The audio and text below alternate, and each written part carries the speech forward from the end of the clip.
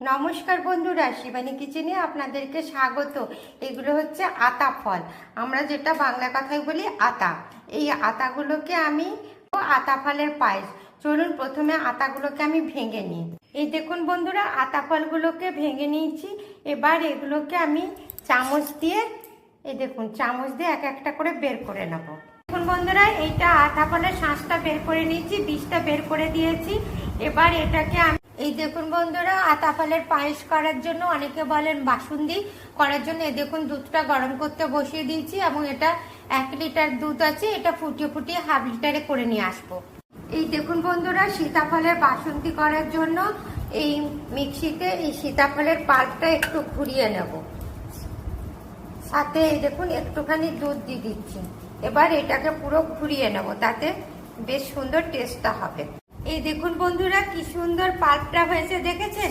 এবার এর মধ্যে আমি 2 চামচ চিনি দিচ্ছি, কারণ সীতাফল এমনিতে মিষ্টি, আর বেশি দেবো না। এই দেখুন 2 চামচ চিনি দিচ্ছি, বেশি দিচ্ছি না। এটাকে আবার আমি ঘুরিয়ে নেব।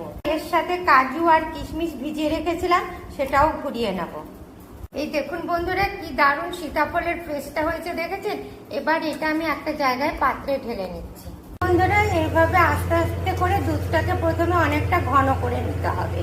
1 লিটার দুধকে হাফ লিটারে তৈরি করে নিতে হবে এইভাবে। দেখেছেন বন্ধুরা, দুধটা ফুটে গিয়ে কত ঘন হয়ে গেছে।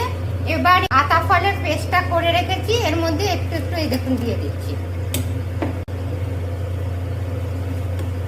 এবার এই দেখুন আতা ফলের পেস্টটা এর মধ্যে সব দিয়ে দিলাম করে, এবার নেড়ে নেব। বন্ধুরা, কি সুন্দর আতা ফলের পায়েসটা দেখেছেন, কি সুন্দর ঘন হয়ে গেল। এবার এটাকে আমি এবার নামিয়ে নিচ্ছি। আপনারাও ঠিক এইভাবে আতা ফলের পায়েস করবেন, দেখবেন দারুণ খেতে লাগবে।